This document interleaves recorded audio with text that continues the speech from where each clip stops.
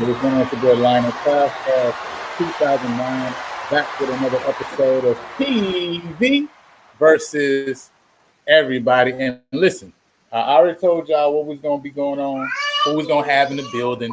You know what I'm saying? Mr. Quincy T. But before we get into it, you already know we got to show some love. Let me get my daughter set up because she over here bothering me.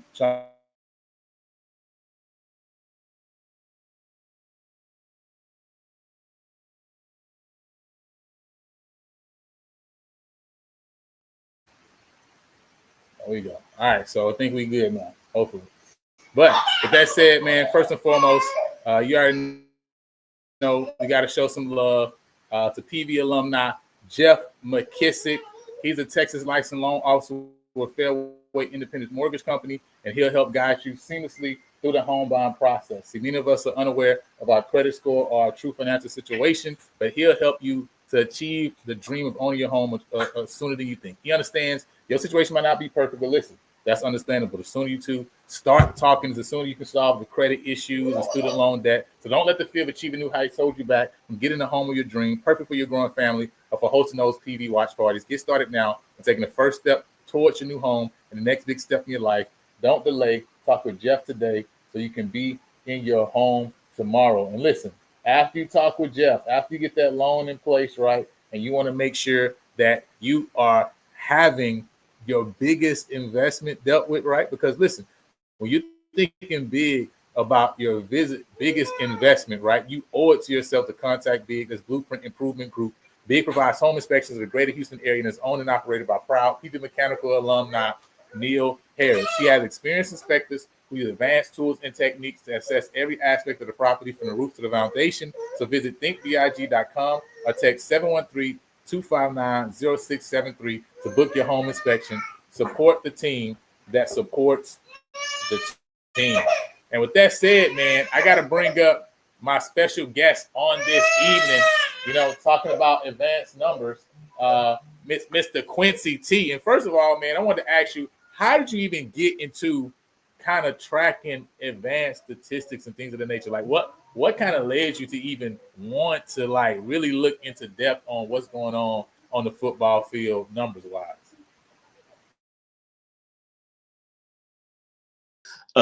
One of the things, there we go. Can you hear me now? Yeah, I can hear you now. Okay, awesome. Good evening, everyone. Appreciate you having me on. And so one of the things that got me into just advanced numbers, I do basically in software engineering and things like that. And so always been a more technical guy, problem solving guy. And so love football and everything. And the basic aspects of like data that's out there.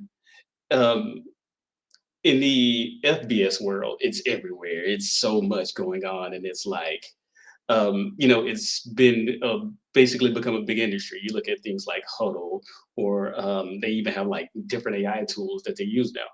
And so, but you come down to the FCS level, and even worse on the HBCU level, it's sparse.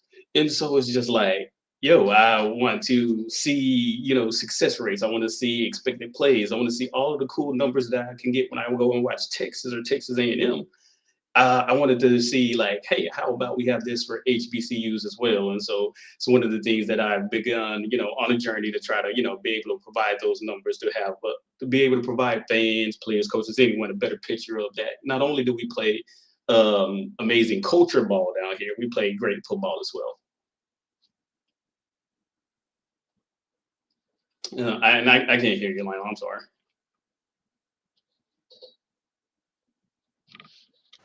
Sorry, I said I was trying to say that there's a real huge market that's out there of sports and teams and people that aren't getting that advanced statistics, right? That isn't having AI being used to really showcase the product. And so really that market is so huge, and it's dope that you have been diving into it. And I know we talked a little bit offline about how you are actually in the works of putting together not just a website to take care of HBCU ball, right, but really FCS in general. And so I think that's super dope, man. And I know it's going to be exciting for a lot of people to check that out when you have that come out, man.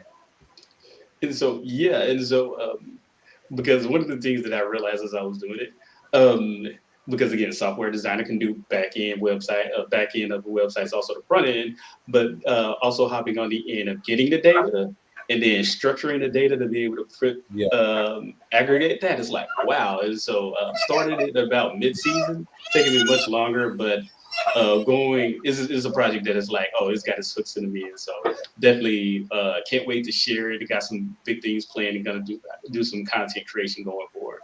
that's gonna be dope, man. I can't wait to see it. Actually, when I started to do the HBCU fantasy football, PB fantasy, I know this year kind of got a little derailed, man. My time was kind of out of there. That was kind of part of the process of really getting the people to know the players a little bit more. We don't really know our players like that, and not just like, hey, PB got people knowing PB players, but even in general, a lot of other schools don't really know their players except for the ones who are mentioned over and over again.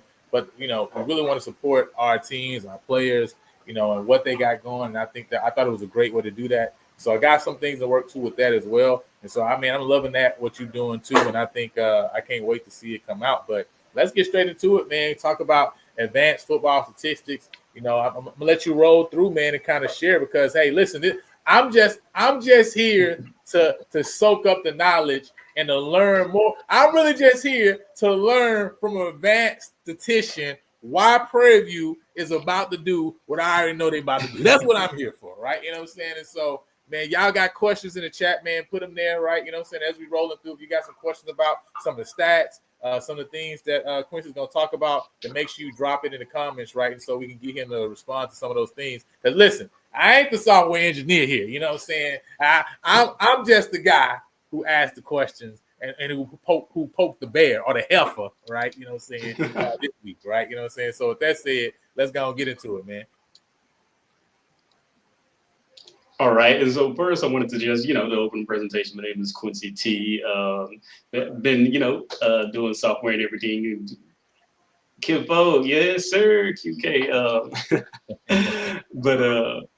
But just wanted to, dive in this space. And so this brief class, go over some of the key things that you should know. You have most likely heard the terms and the things that you just understand as a football game. These are things that we basically try to quantify through numbers. And so, you can go to the next slide. And so what are advanced statistics? They're not scary or anything. It's like, basically it's for nerds like me that want to also chime in. We may not have been the biggest, we may not have been the fastest, but we still love the game. And so it's a way to measure the game, a way to quantify. And so the old adages you hear, like you win the game by field position, or it's a game of inches. And so, it might just sound like some things that coaches say, but you could actually quantify that and you could actually measure that. So one of the main measurements that is used, and one of the granddaddy of them all statistics, is the EPA. And so that's basically a field position battle. And so what the EPA stands for is going to go over, basic information. Is expected points added. And so when we say field position, and it's logical, right? It's what you see. It's like the closer you get to the end zone, the greater your chance to score. And so they try to measure it saying, hey, if you are on your own 20, the chances of scoring for your own 20 is like a 0.2%. But as you get closer to the end zone, it can go up to 7%, because I'm not 7%, up to 7 points. And so basically, when you measure a play, say for instance, if you gain 5 yards, the difference is what becomes is that it takes number and it takes the measurement, and that's what you get for the EPA. And so what it is not,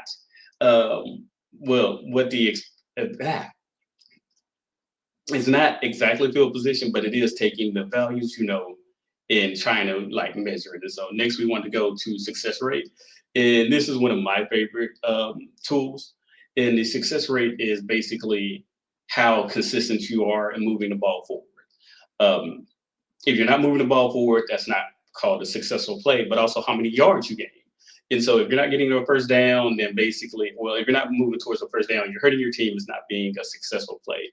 And these are basically the two foundations of any statistical websites or any statistical measures. And so you just, one of those old adages, you just matriculate the ball down the field. And so matriculating down the field, you're just increasing your success rate. And so you're going from on first down, you have a lot of yards to gain, but as the downs increase on third down, you really need to get a first down to keep the drive going. So those are two widely used statistics. So anyone, your favorite statistics websites, they will most likely use those as a basis for their stats. And then, hold on, that's the next one. I want to go over. Can you go to the next slide, please? There we go. And so, well, one of my favorite statistical measures is the S&P Plus. And so, most statistics are advanced stats that do the rankings. Their rankings are like, hey, we're gonna rank Texas in the FBS, and it's cool. Like, what I'm saying, I like go Alabama watching games, but it's like, hey, how does SWAC schools measure in, or how do HBCUs measure in the FCS level? And so they have pretty cool tools, and they have pretty cool rankings that show where not only would HBCU schools be in the regular picture, but the S&P Plus measures the entire collegiate landscapes, all over 700 teams. And so in just the FCS right now, Prairie View has risen up to number 33, and they are surging. We have a chart that's coming a little bit later that just will basically measure like how at the beginning of the season, Prairie View was it's basically takes the previous ranking and how, as you see, the teams, they did not start, great, winning on the last second play against Texas Southern, the last second surviving the field goal against Alcorn. And so just like the team surviving, you obviously see it's a good team. And it's like, you're just saying, when this team puts it all together, they are going to be something special. And so, as you can see, as the last half of the season, and again, we're going to get to the chart where you're just seeing the team just dramatically shooting up in the rankings because the team is now putting it together. The team is now having explosive plays. They're having consistent success. And so they went from down low to one of the lower ranked teams in FCS until now we're up in the 33.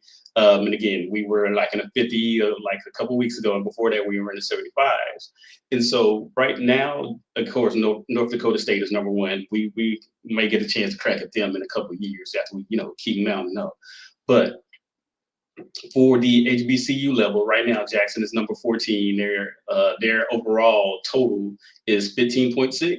And so teams in this area they're close enough to be like, it isn't like it's like Prairie View lined up against Alabama. It's like that would be difficult. We line up, but that'll be a tough matchup. But teams at this level where you're more closer together. So that 8.1 and that 15.6, that's much more closer together. And so, but looking at the other teams, we played Alabama State. Obviously, very close game. Came down to the wire, missed field goal at the end to try to take it into overtime. And this chart actually doesn't show UTRGV is actually in the top 25 as well. Their ranking, they are at 10.6. And so, we faced that competition. We've been right there with the competition. That's definitely interesting to see that, you got competitors, right? Also be able to use these advanced statistics, look at how you then look at strength of schedule and things of that nature, right? With the teams that you face. So that's pretty interesting to hear that UTRGV is top 25. Yeah. Yeah, and so the whole they ain't played nobody. It's like we when we play some of these teams, we're not at the strength of the team, but and then I found this amusing. NC Central is currently ranked above Prairie View, and I'm guessing that's just I haven't did a trend line on them, but they obviously were not one of the top teams in the MEAC. And so, they were one of the top three, but they lost to Delaware State, and they lost to South Carolina State. And Prairie View is ahead of South Carolina State as well as ahead of Delaware State. And so it's just, that celebration compare tool. And it's just that I'm guessing, NC Central just really blew those two games. And so, but again, the S&P Plus is one of the oldest metrics. It's Bill Connolly does it. He's really good. He's very smart. You can find his stats on ESPN, and he gives out the complete database that he has for free. And so it's just the words. I mean, the numbers. He doesn't give his words are already locked behind the ESPN paywall, but you can go in and follow the chart, understand it, and And can you go back one slide? Okay, I'm sorry. Go to the line chart. Can you find that one? Okay, and so this is one of the things that I was talking about. And so as you can see, Prairie started down low on the line chart. And that's because, again, it started the season not well. But as the team grew and developed, you get, new coach, 70 plus transfers. It's going to take a while to grow and develop and to get more cohesion as a team. And then right around week 8, let's see, I believe that was, give me one moment, I can pull up what game that was. But week 8 is when you really start to see the offense click. Well, the defense had always been really good throughout the season. It was just the offensive piece that Prairie was missing. And once Prairie, I think that is the Lincoln game. Oh, no, that was Southern. So week 8 to 9 is when, you really start seeing the offense started putting it all together. You start seeing Cam Peters hit that next level.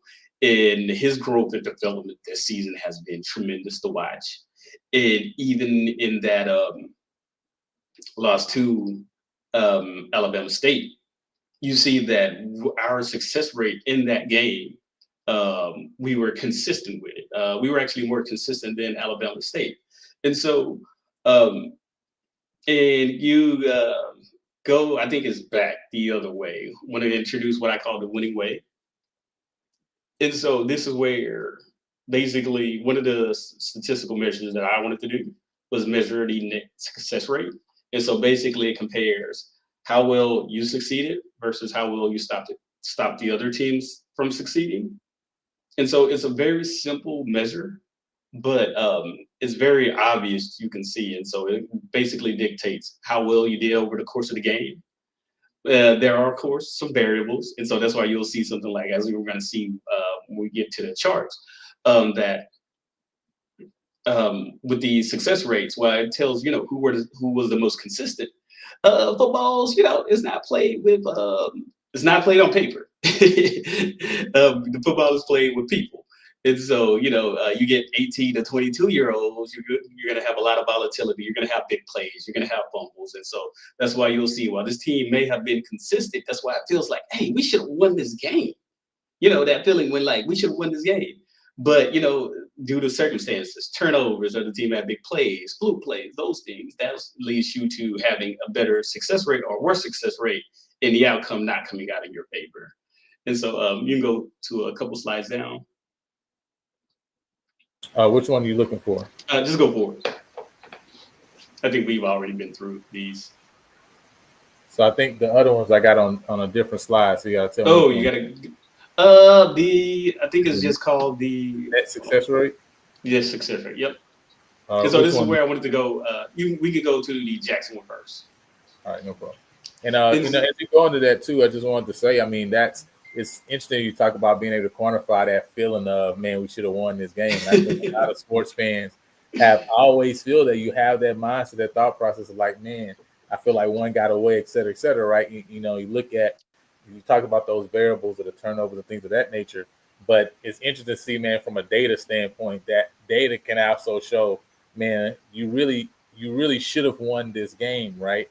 But that one play here or one play there, you talk about the volatility of 18 to 22-year-olds, right? Like, it's just so interesting, right, to see it from a statistical standpoint, right? So I think that's pretty cool, and us being able to see that now. So go ahead, man.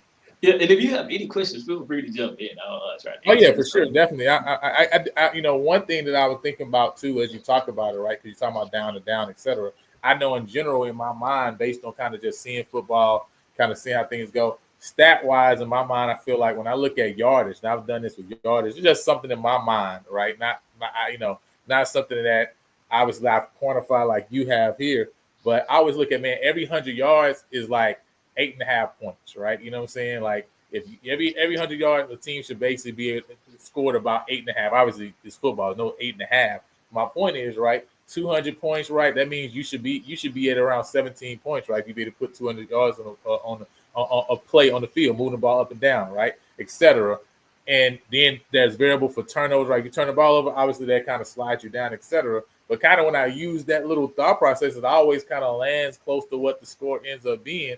And you accept when you have, like you say, those very variable games of like, man, just turn the ball over, or maybe like you went the red zone 5 times, but you kicked 4 field goals, right? It's just things like that make it throw out of whack. But it's like, man, how did this team lose this game when, I mean, you move the ball this many times?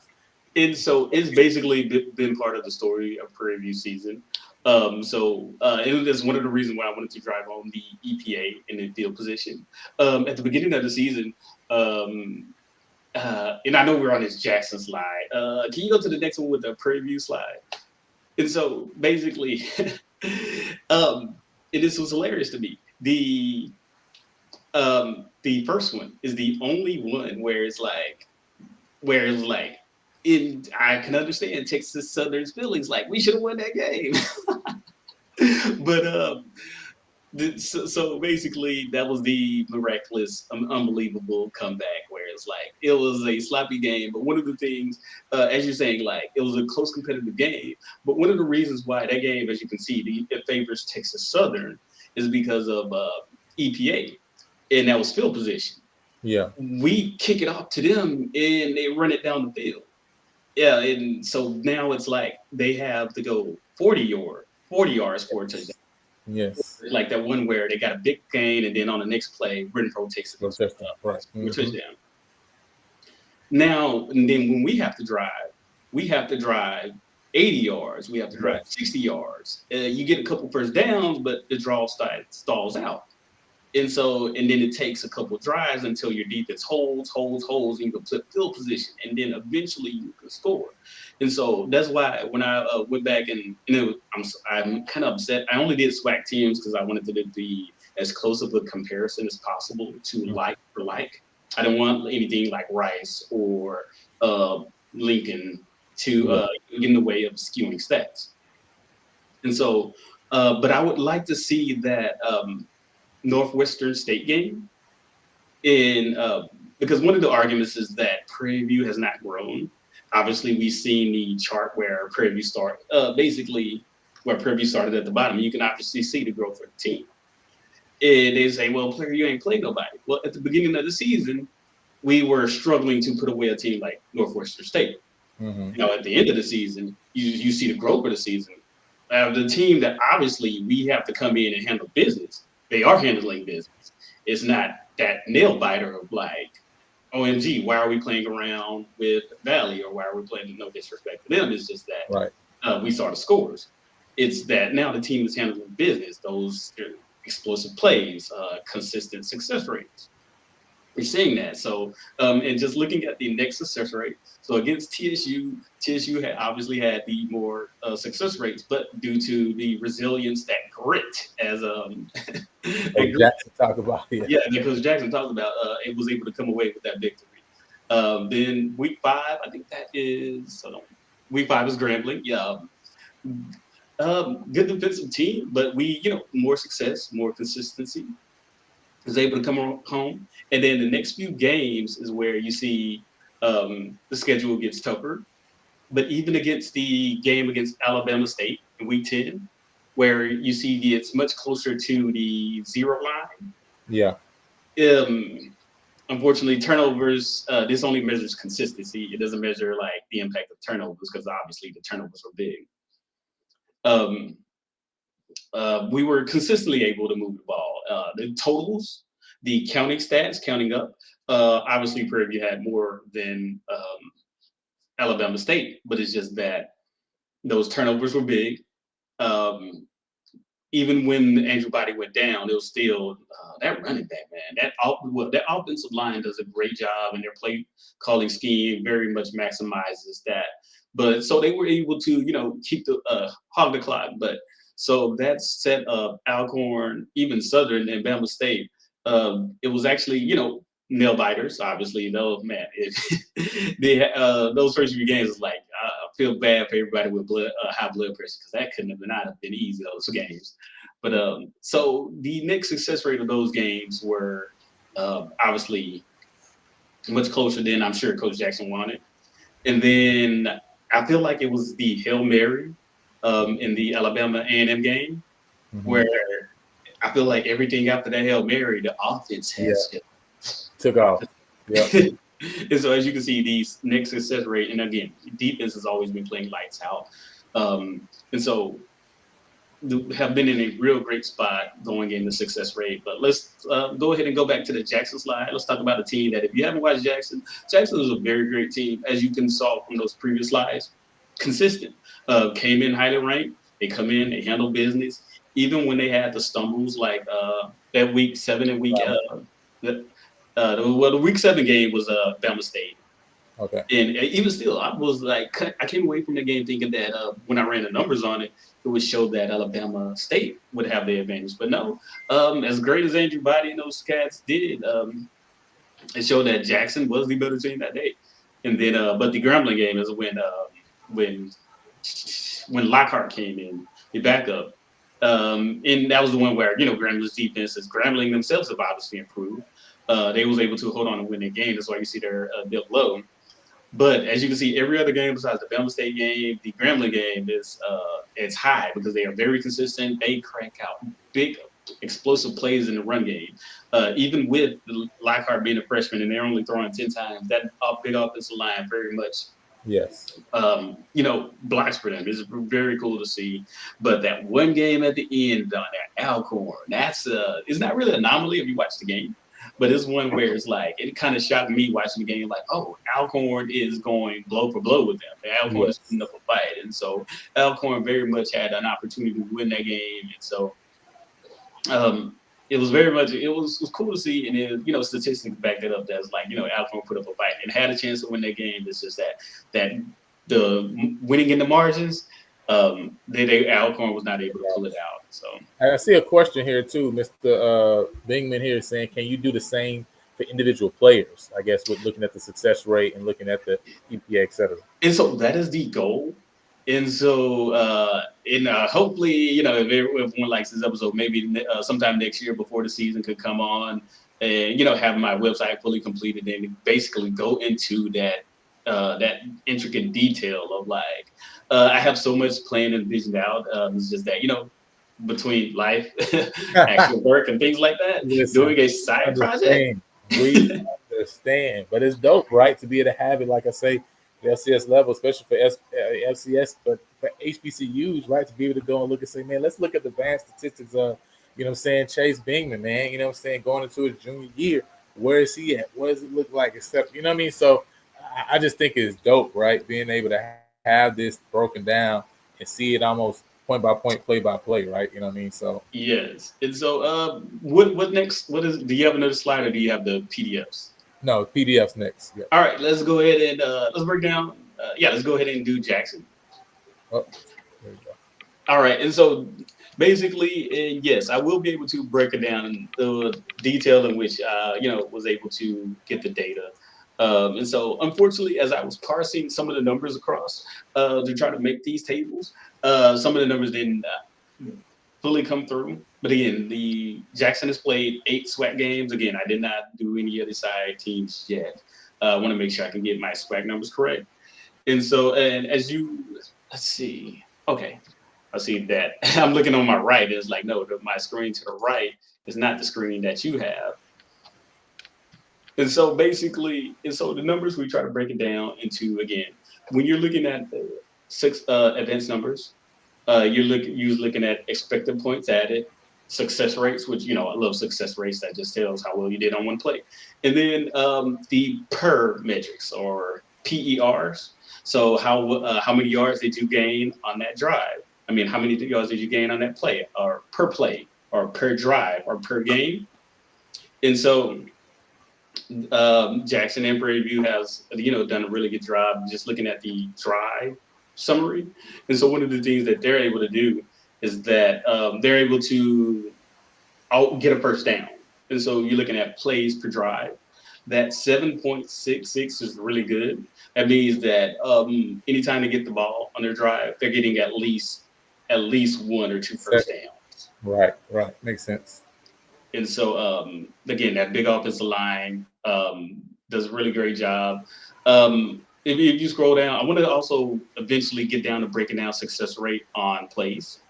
not plays, I'm sorry, on downs. I did it right here by quarter. I'm sorry. Let's go back up. So You're the talking about quarter, right here about quarter. yeah. So the six, and I'm sorry, I have it on my screen to the right, and then I look over to the left where I have the stream. So the success rate by quarter is interesting. They stand out in two areas. The first area is the success rate by quarter. I mean, the first quarter and third quarter. That means they're coming out one overwhelming you with talent, overwhelming you with game plan. That's what that says to me. Um, you don't have that big of a success rate without just being well coached and being just having exceptional talent. And then the next thing I want to look at down type.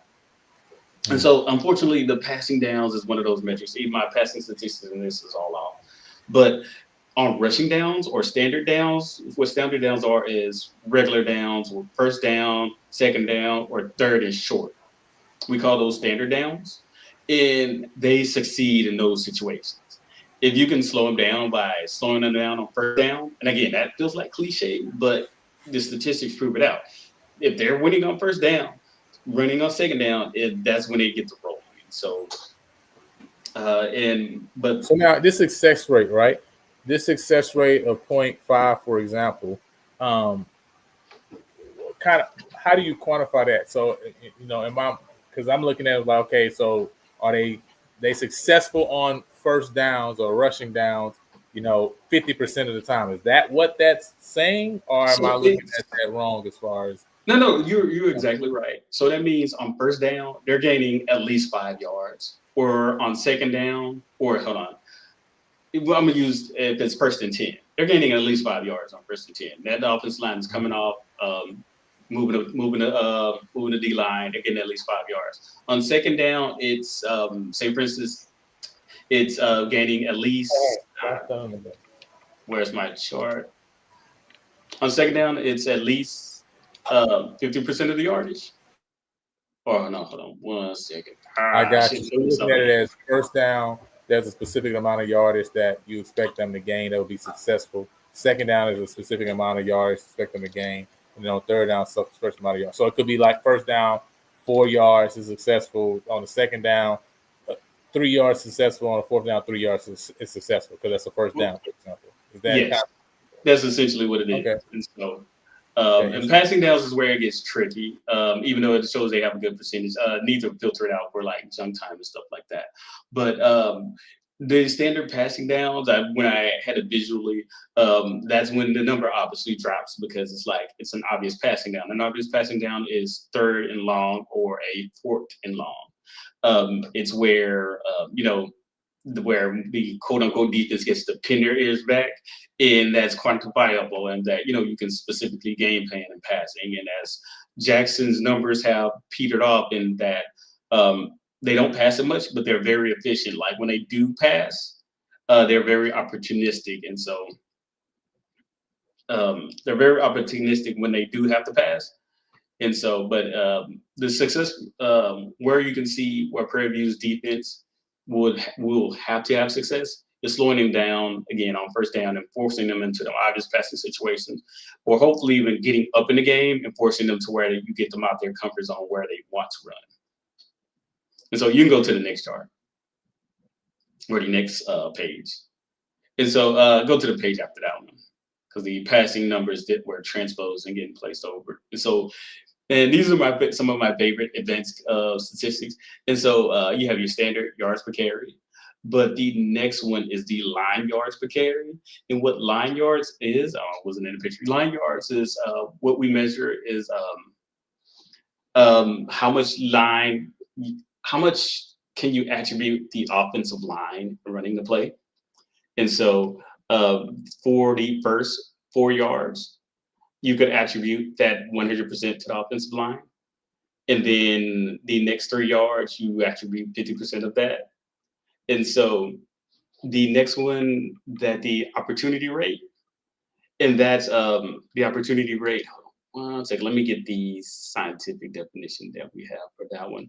But the opportunity rate is, hold on 1 second. The stuff percentage, I know that one offhand. What the stuff percentage is how often that they are stopped in the backfield or if they are tackled with no gain. And as you can see, that 15% is really good. Usually, That's it's very still low. That's not a lot of times they getting stopped in the backfield. Then yeah. And so I don't have it. I'm kind of upset about that. One of the things I wanted to do was reverse that. Is how often, like say for instance, measure with against Prairie View's defense is like how often is Prairie View's defense stuff rate.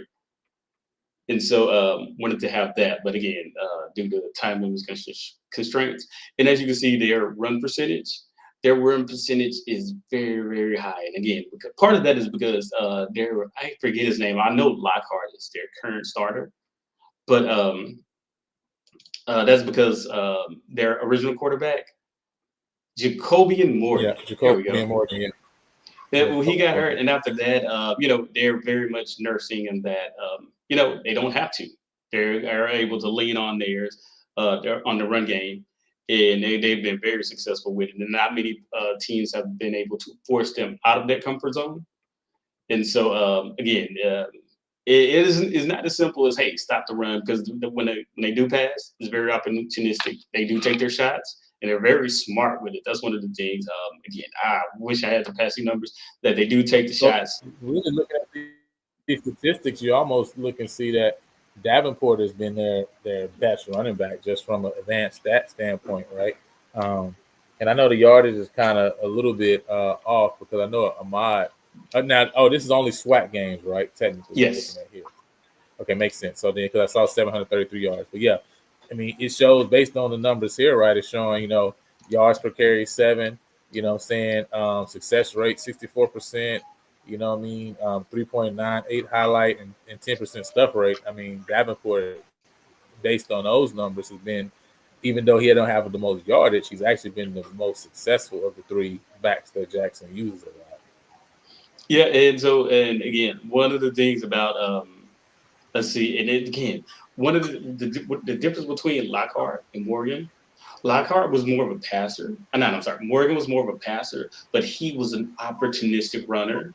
With Lockhart, you definitely want to have more of a spy on him, or not a spy. You want to be more cognizant of what he's going to do in the run game because he's more comfortable there. He's doesn't have the reps that the senior Morgan does, and so. But whenever Morgan, and again, I don't know what the injury report is like, but I don't think Morgan is completely ruled out for the game.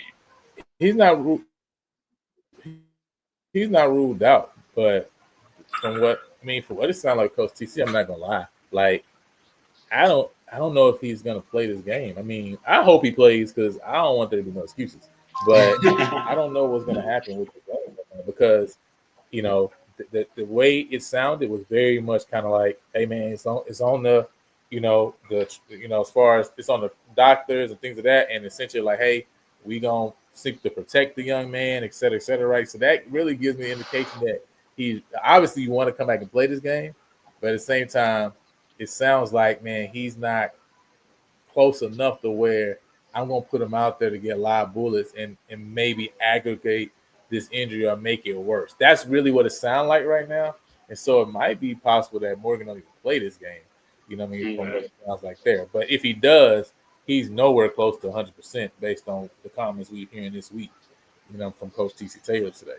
Okay, yeah, I haven't had a chance to listen to the coaches call that they usually have during the week. I like listening to I that. agree, Mr. Bowers. I agree with you. I talked about that on the other show too. Yeah, it's the all awards list. I know they usually try to spread it around, but Prairie View's offensive line has the growth with the offensive line. And again, when we get to the Prairie View slides, you're gonna just see how tremendous that they've been in the growth. And so even on defense, it's just like, but you gotta spread the love, gotta show everybody. Can't have it just full of Jackson State, Bama State, and Prairie View players. Well, But winning should matter. That's my thing with when it comes to those things is winning should also matter too at some point in time. all right, and you go down. I think there's one more with some defense. Just wanted to give some brief, and you can go past receiving. I'm going to talk about defense. One of the things that I like trying to quantify defense. Defense is really weird. A lot of it is scheme. A lot of it is also player ability. I mean, yes, player ability. And so, but some of my favorite stats in is the havoc rating. And so, we quantify as havoc is tackle for a loss, sacks, passes defense, or forced fumbles. And so they are very active. They have a lot of good talent. Some of their I don't want to say some of their schemes is weird because Prairie runs a bit of a different scheme, but some of the things they do is like wow. But they do have a lot of talented players. They have a big defensive line, and so they do their defensive line a lot different than Prairie View's defensive line. Prairie View's defensive line, there's a lot more occupying space, Mm-hmm. where theirs is much more the penetrating, trying to cause havoc, get those tackles for a loss. Right. And I think that's key, right? And that's one thing that, again, now you're looking at these advanced metrics, you got to keep in mind scheme, like you say. And I think when people think about Prairie's office defensive line, they say, oh, the defensive line isn't great and things of that nature. But the defensive line is great based on what we do. You know what I mean? Like the Hmm. defensive line isn't seeking to get, you know, 2 sacks a game. That's not their primary job. Their primary job is to, like you say, take up space, stop the run first and foremost, right? And really more focus on contain than pressure. You know, you can tell the difference. I remember that Southern game. I'm like, you can tell the difference at Southern and Grambling game when later in the game and it was more full on passing downs and they had to was trying to come back. You could see the difference even the pass rush in later in the game versus what you saw essentially all game against T set, for example. Because it was clear that they wasn't trying to necessarily rush to create havoc, as you're saying here. They were essentially rushing to keep contained, right? Hmm. And take up space. Versus later in the game, you saw, man, they really were taking off to try to really get penetration and make him make quick decisions. And so I think that's key of knowing what Prairie is actually asking these guys to do. And if you know what they're asking to do, you look and say, this line is actually doing exactly what they need to do to make this team what it's been, which is the number one defense in the conference. Right. And so, and can you go through? We can go ahead and talk about the home team now. Let's talk about Prairie View. Talk about the different things that when going over the advanced statistics, the type of things that you see that they're able to do. Again, out of the 8 games played, and so on the offense, again, the offense, this is a totality of the complete season. So this is even when at the beginning of the season when the offense was trying to find its footing, you're seeing that while the drives per play, I mean, the plays per drive is not as high as Jackson. It's still very good. Again, I wish I had it broken down in the quarters. That was one of the things I had intended, but being able to see how the growth of the team, I imagine at the beginning of the season, the plays per drive was lower compared to later on in the season. And so, even still, with not as many drives, you still get the high points per drive. And so, Prairie View has very much, um, been very consistent in the matter of how they play per quarter on offense. Um, it's not just first quarter or second quarter, or basically what you see is what you're going to get. They're very consistent. They succeed at a high rate, and explosivity is something that um, has come, and it's one of those things that you notice at the beginning of the season where it's like, what are they doing? They're dropping passes. Can't have big explosive plays if you don't catch the ball, and so that's something again that's come later. And so, well, so their success rate again, it's lower than Jackson's in many areas. And again, you have to take into account that the offense has come along. The offense has, is playing much better now. And so you can go ahead and go to the second page.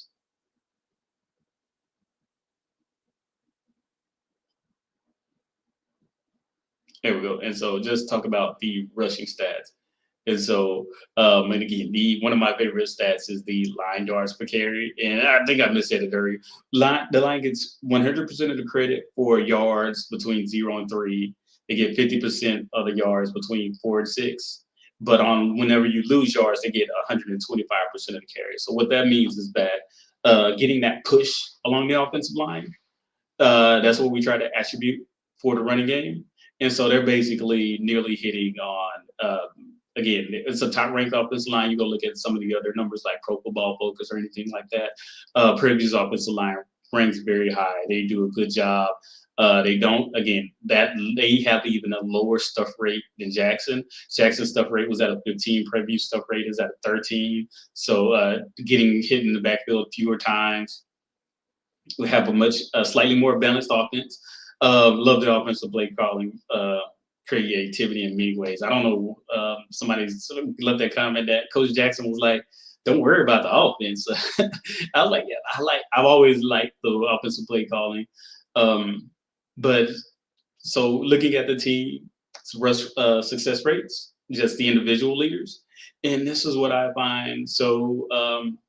Is that a player that has come along and he has the highest op rate is Cedric Bird. I forget which game it was where I was just like, wow, he was jumping off the page. And again, the numbers have not been adjusted for competition, but still, what the op rate is the percentage of carries gaining at least 4 yards. And so 60% of the time you're getting at least 4 yards. He has a slight shiftiness to it.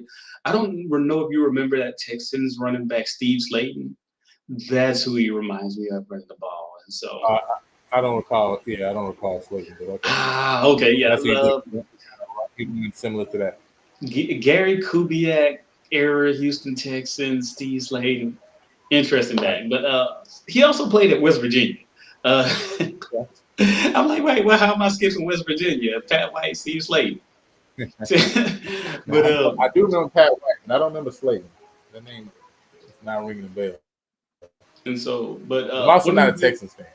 So okay. But yeah, he was in the Pat White duo. It was Pat White, Steve Slayton, Noel Devine. Noel Devine came along towards their senior years. I remember Devine too. I remember Devine. I just don't remember Slayton. That's literally the only one I don't remember. He was on the zone breeze with Pat White. He was the one that he handed off to.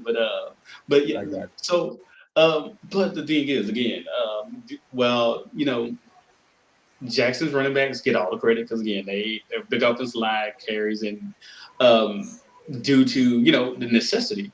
You see Bingman, McDowell, and now recently Bird. They are no slouches. I love watching Bingman run. It's like wow, he's really good. And so the running backs, the offensive line, they do a great job. They have a great scheme there. It's very it keeps everybody out balanced. I'll be watching like, okay, I think I know what's going to happen. No, it's some RPO, and then Peters is making moves, and so. But yeah, Prairie's offense again. I mean, a lot of this is recent, and that's the coolest part. It's like the offense has really come alive,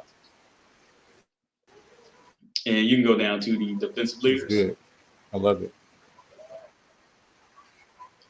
And so.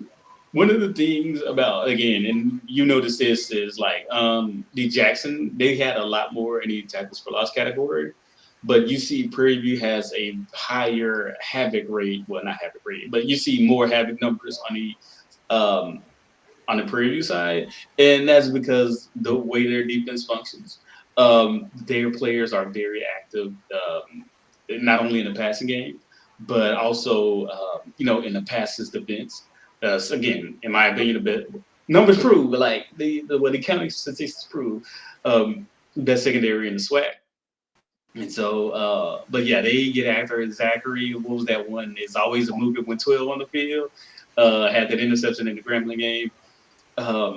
He's been everywhere. I don't think he gets the appreciation that he does. They go after him. I remember Valley.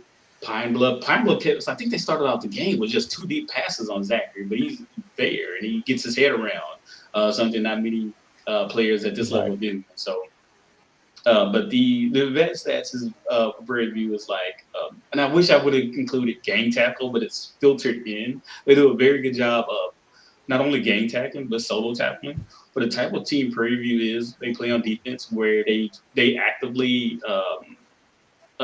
Kennedy Parker. He's very active with the tackles, and that's due to the defensive line allowing him the space to do that. But they tackle. Usually in college, Your skinny dudes can't tackle. But Prairie skinny dudes do tackle. It's really interesting to see. And so, Yeah,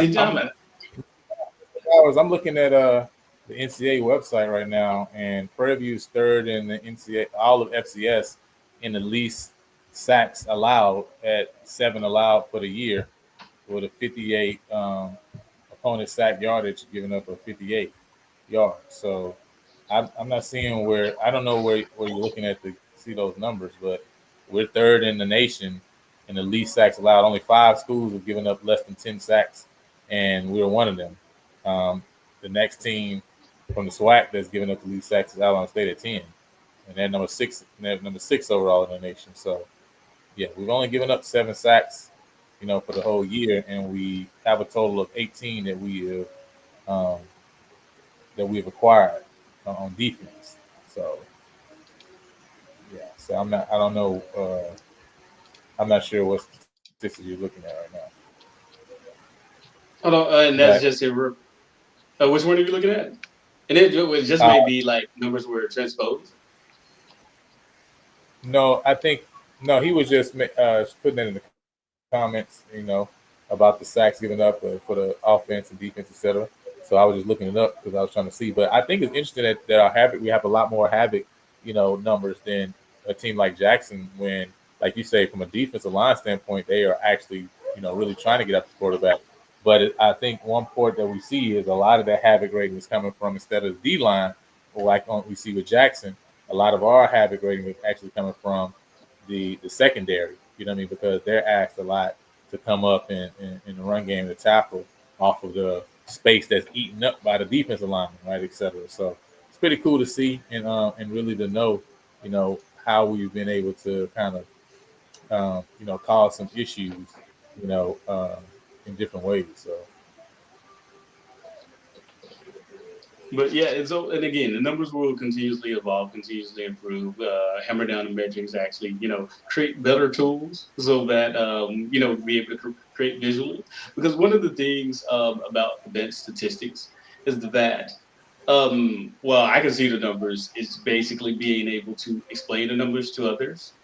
And so this is my first time, like doing a podcast on it, and so kind of no, rusty in actually listen, explaining. I mean, I really think just to see is dope, just to see all the different numbers and really kind of dive into the advanced statistics. It really just start getting your brain rotating and think about, oh man, and really probably have you, like Mr. Beeman asked earlier, like, man, can we do this for players, right? To start seeing like, and this is the advanced numbers, like you say in the NFL, high level NCAA Power Four that you probably are seeing and doing. That they come and say, hey man, on third down, on this down and distance, this player is able to get this amount of yardage consistently.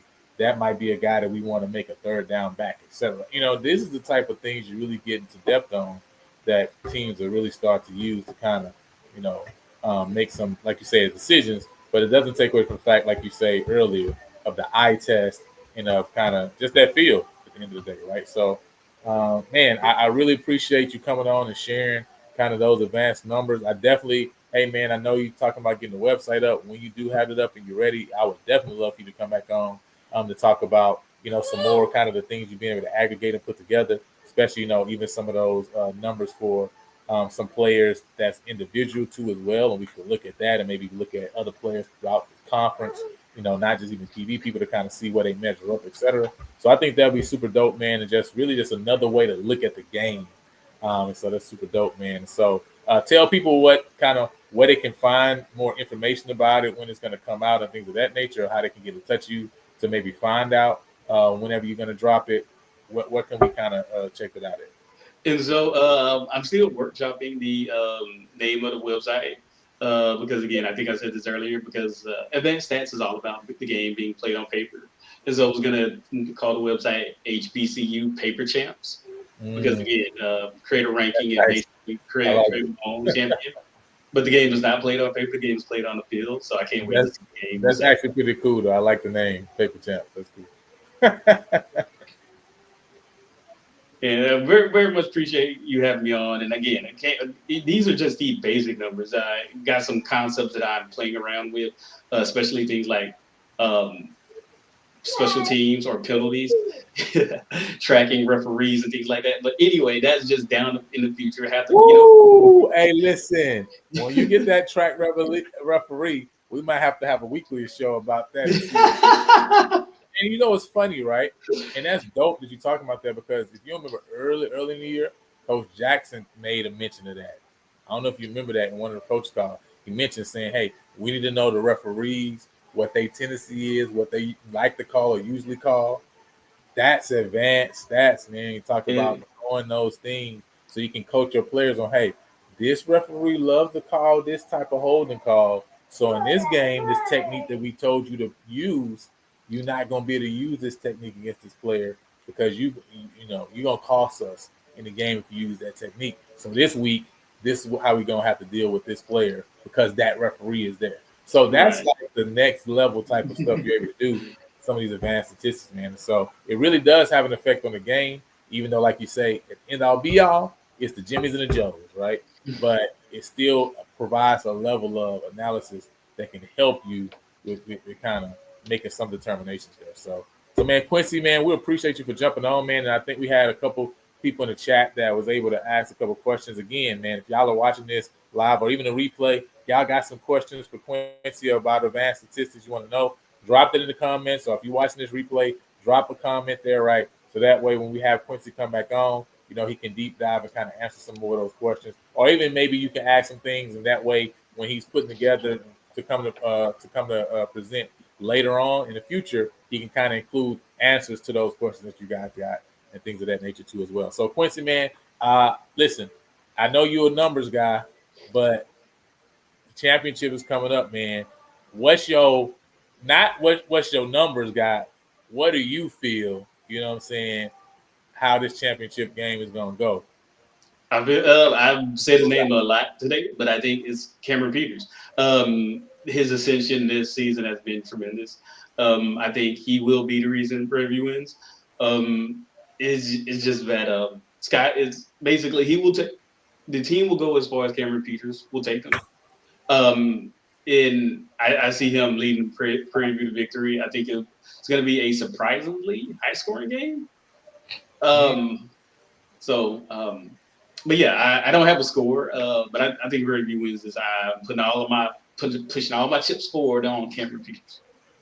That's awesome. I got my chips moving forward too, and baby girl is definitely starting to slow down. She's ready to go to sleep. So that's it, man. We appreciate you for coming on. Appreciate all y'all for joining and watching. Make sure you go ahead and like and subscribe to the channel, and we're gonna holler at y'all later. Check us out tomorrow for a preview, and also PB Nation podcast on Wednesday. They're gonna be talking about championship game as well. Until then, we'll holler at y'all.